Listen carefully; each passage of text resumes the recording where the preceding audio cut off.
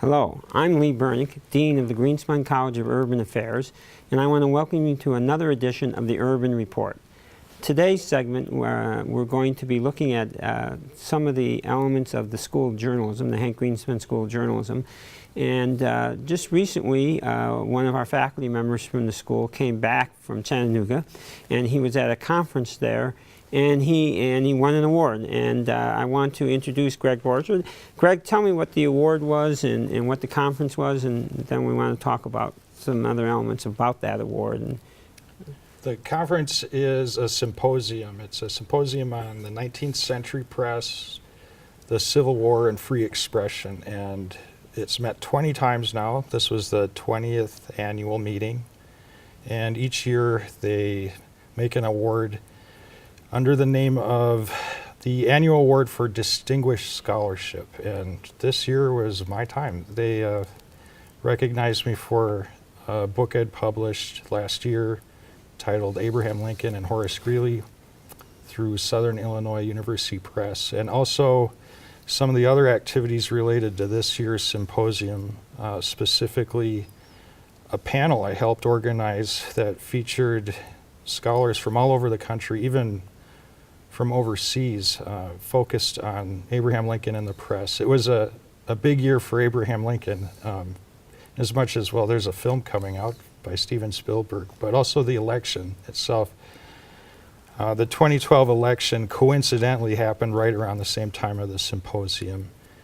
And it was also a good time to think back on some of the anniversaries associated with Abraham Lincoln and the Civil War and the press as well. Well, you know, Abraham Lincoln, well, let me first do this. So, I don't know if you can get a close-up of this or not, but this is the cover for the book, Abraham Lincoln and Horace Greeley.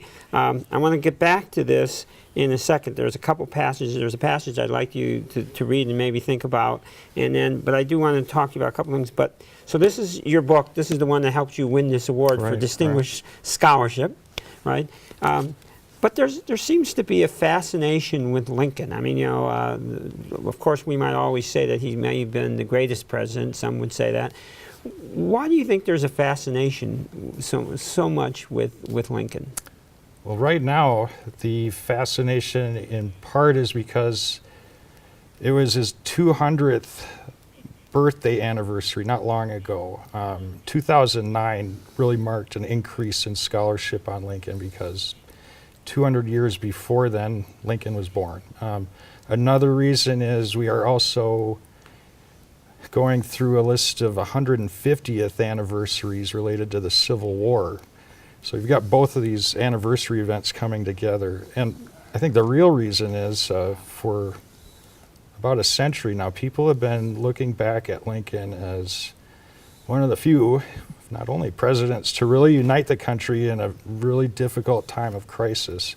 It didn't happen immediately. In fact, it wasn't until the turn of the 20th century that people started looking at Lincoln as a really remarkable president. Up until that time, it was very controversial. It could have been a sort of presidency that ended the United States as we know it. But since then, people have started to re-look back at him as somebody that did more good than harm.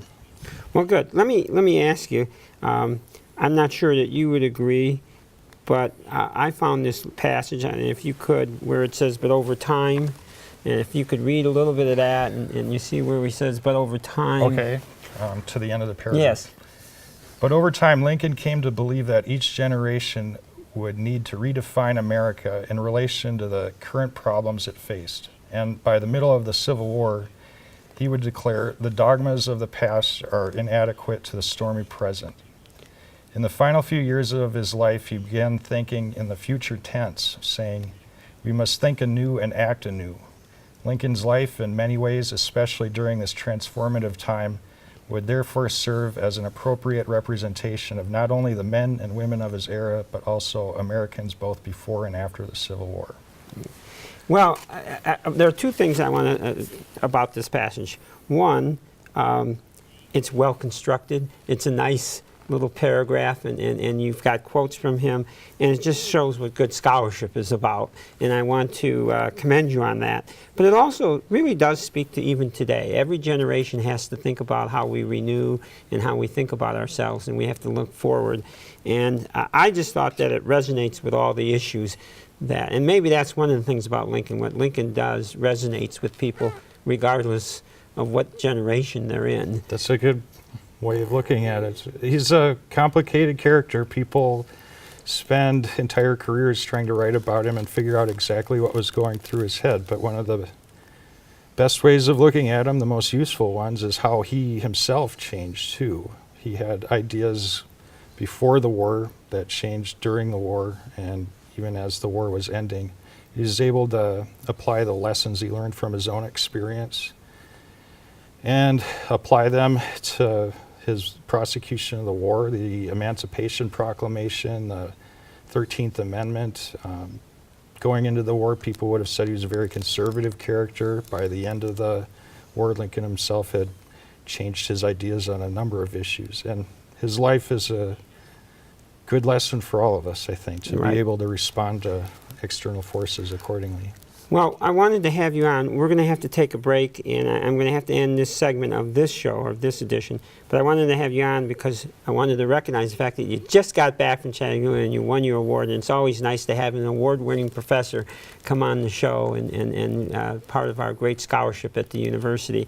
I'm going to have you come back because we didn't really ask the question about what's Lincoln and Greeley. Yeah, and about the we press talked about the business press. too. Yeah. Okay. So we'll have you back again shortly on this. And at this point, let's take a short break for this edition.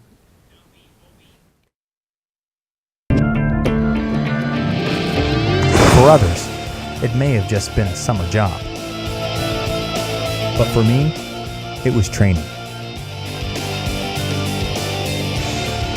Now I'm an Air Force pararescueman, and my job is to save lives. Make the right choices today, and be ready for the challenges tomorrow. This message is brought to you by the U.S. Air Force.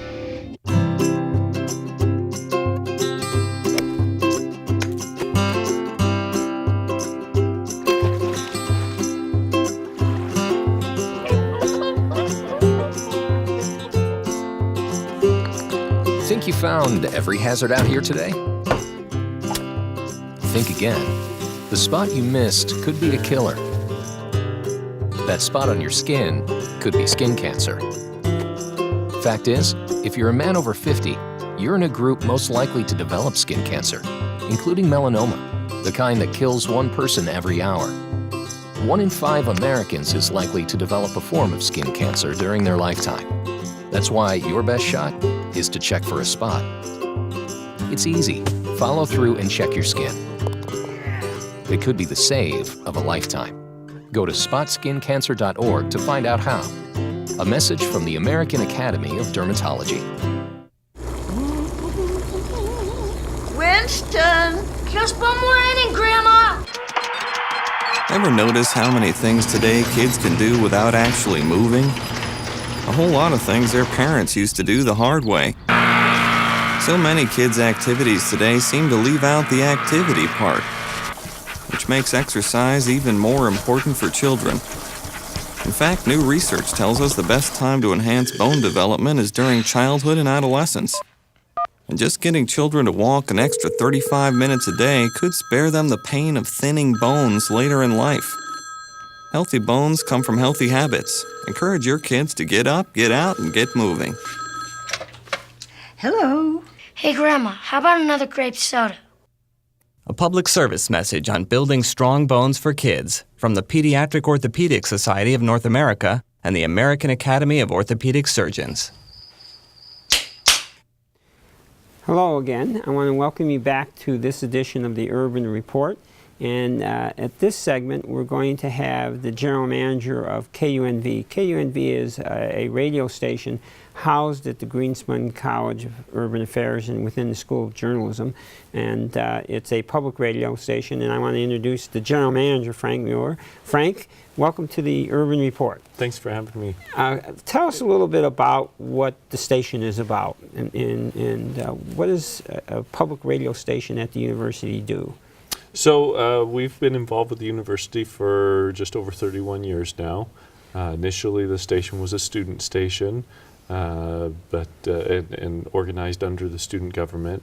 As time progressed, educational programming and also community serving programming were introduced. Eventually, the focus of the station became community serving programming and educational programming, and the student aspect kind of faded in the background. And then about 2 years ago, we launched an additional station, an HD2 station, that has reintroduced student programming as part of the entire mix. And so we focus on, of course, serving the community, being part of the community, on reflecting the educational goals and aspects of the university within the community, and providing an educational opportunity for students at the university. Okay. You know, I forgot to do something very important here.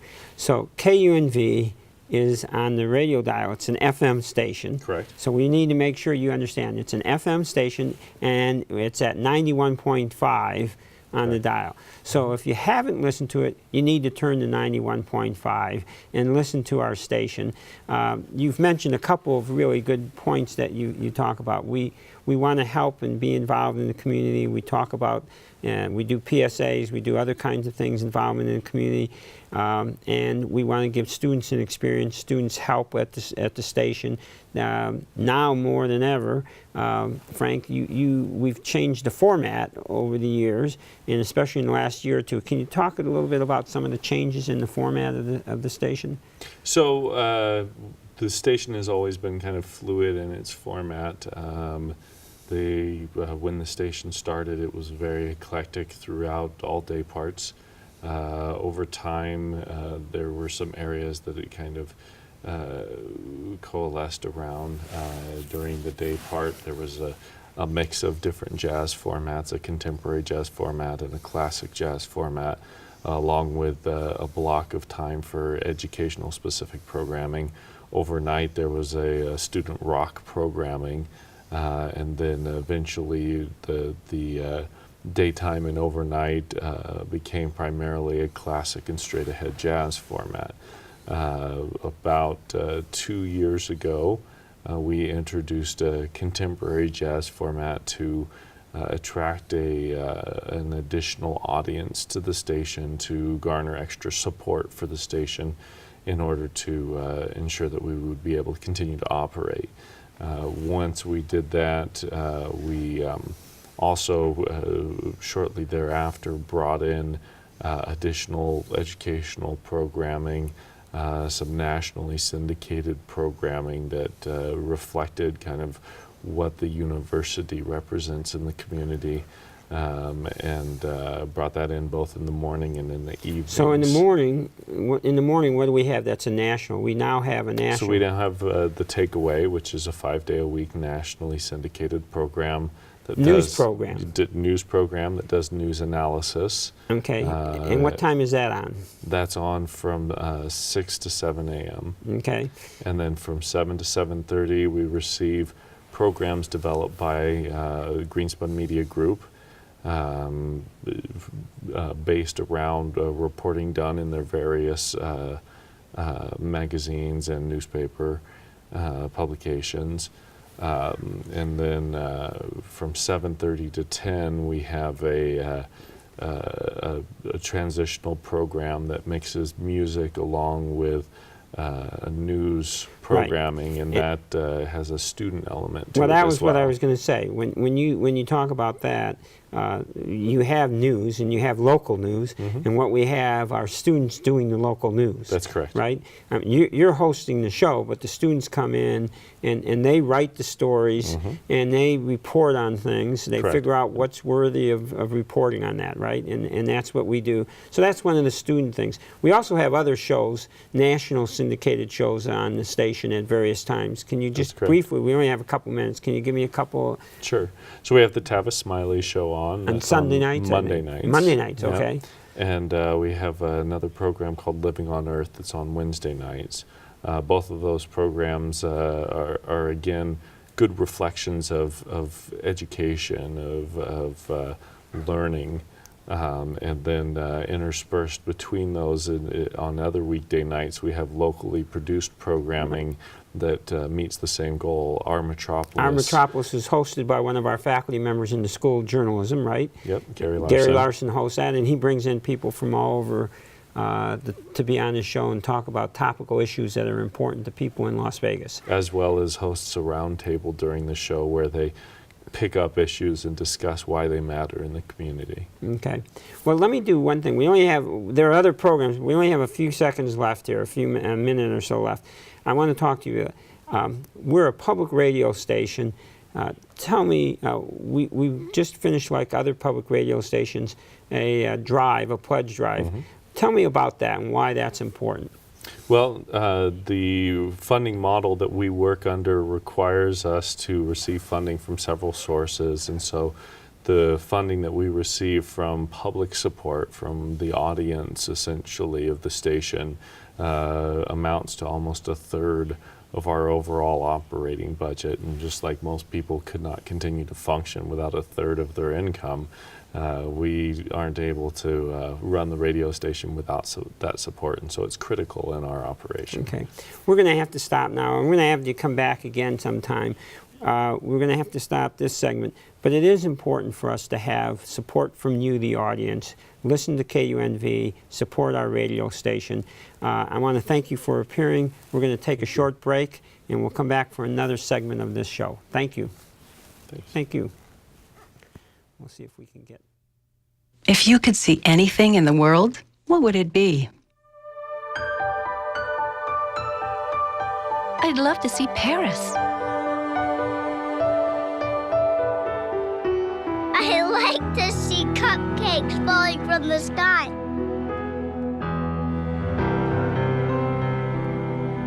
My daughter, married and happy. I want to see things the way I used to.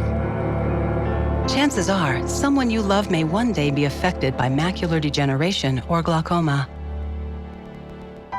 Log on to seeabettertomorrow.org or call 1-800-437-2423 to learn about glaucoma and macular degeneration. Call 1-800-437-2423 or log on to seeabettertomorrow.org. I just want to see more of the things I love.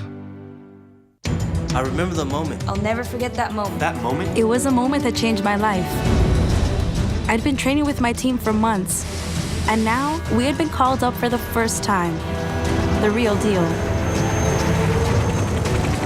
Wildfires were getting dangerously close to homes. At that moment, I got my first taste of just how important the Guard is to my community. See how the Guard can be an important part of your life at NationalGuard.com. At what age is the color that your skin was meant to be no longer beautiful? Every year, millions of young women try to change the skin they were born with and say they die for darker skin. Sadly, some actually do. Melanoma is the second most common cancer in teens and young adults, and one person dies from melanoma every hour. Change your thinking, not your skin. Stop tanning. Learn more at spotskincancer.org. A message from the American Academy of Dermatology. Something's not right. My first symptoms were constant tingling in my toes. My legs, sometimes they'll go numb. Double vision. They said you have multiple sclerosis. Well, the beginning is the hardest time. Kind of had to get a grasp on reality. I had to adapt and change very rapidly. I had to learn how to drive with my hands. Yeah, that was interesting. I was a dancer. I don't see walking the way I walk any different than doing a dance. It just looks different. It's a different dance. You see me have an off day, it doesn't take away from who I am. A symptom may cause you not to be able to do that anymore. And at one point, I wasn't able to do any of those. But I would exercise every day. Since I've been cycling, it's definitely helped my walking. To make a lot of changes in my life and Just adapt to it. I'm going to acknowledge its presence. I'm not going to discount it, but at the same time, I'm going to try my best to not let it stop me. It's a fantastic opportunity to be working together with a common goal of curing MS, and sharing is the key.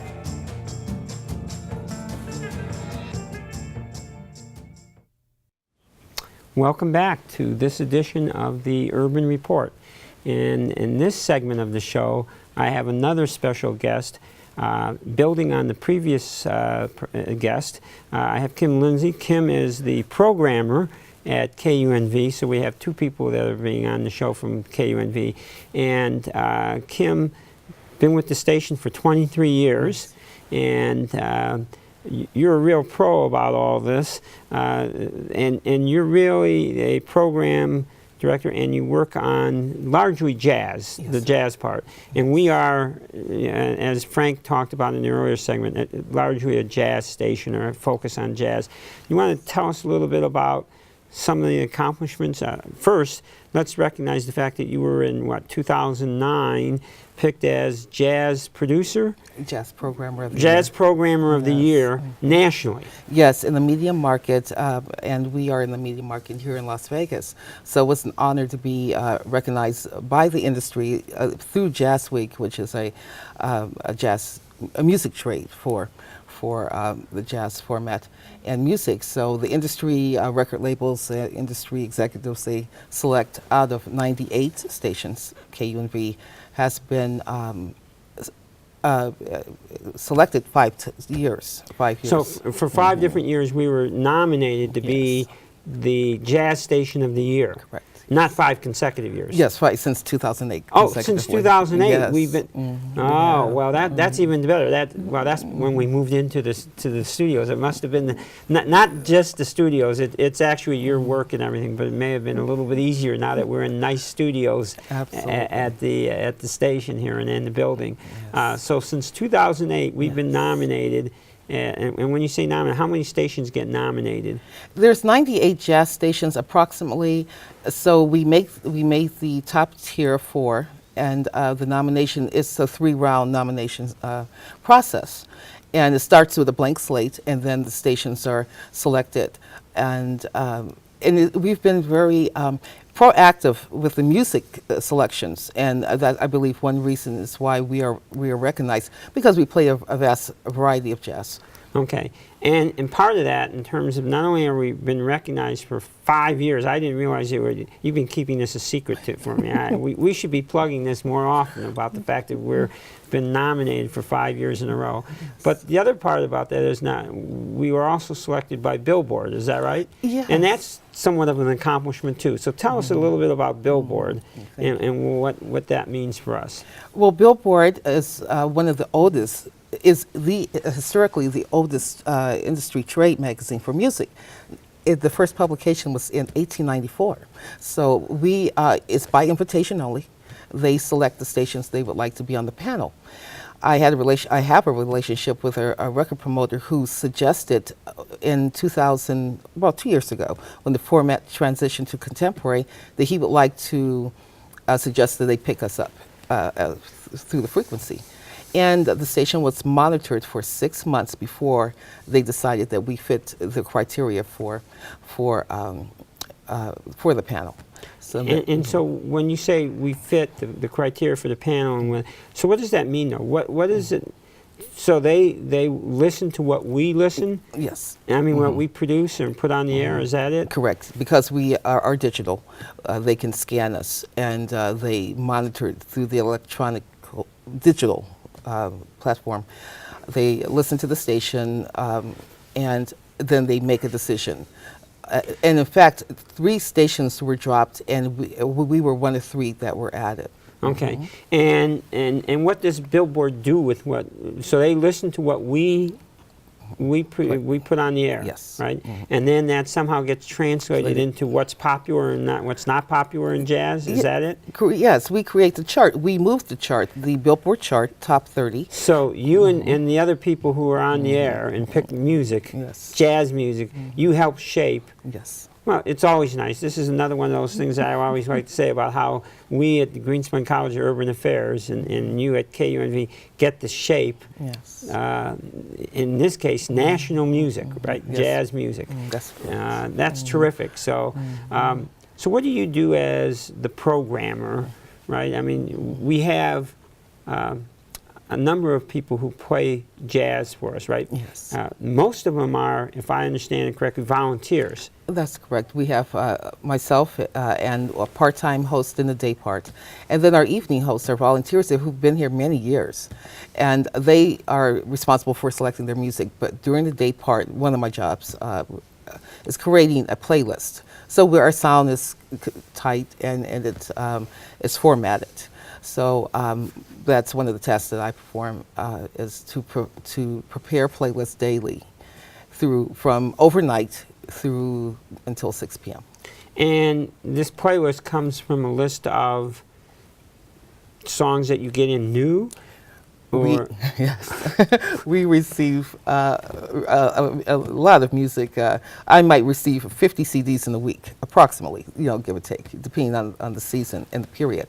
And then we have a beautiful archive. And one of the beautiful things about KUNV, we're approaching 20,000 CDs. CDs? Yes, for but jazz. And if each CD had about 10 songs, yes. you're saying that we're approaching a couple hundred songs that we archive. We have archived. Just in the digital system alone, in the INCO system, we have over 100,000 tracks. Okay. So now we have become a storage, if you will, for archiving. All this music. Let me just, we only have a few minutes left, I think, but let me ask you, how do you don't listen to all 50 CDs that come in every week? No, it's a technique. You scan, and after a while, I have an ear. I'm the music director since '94, so it's a technique. You can hear within a few seconds. You scan the beginning, the middle, the end, to make sure it's something that station would like. Would like to play. Yes. So you do, though, try to listen to all 50 at some segment of those. Yes, and as also an air announcer, host, I will eventually play the music. Okay. All right. Yes. Well, we'll have to have you back again to learn a little bit more about how you do this. I want to thank you for watching this edition of the Urban Report. It's been a good edition. We've had 2 award-winning people on the station. We've on the show. If you have any questions or concerns, please contact us at UNLV-TV or at the Greenspan College of Urban Affairs, the Dean's Office. I want to thank you again for watching another edition of the Urban Report. Thank you.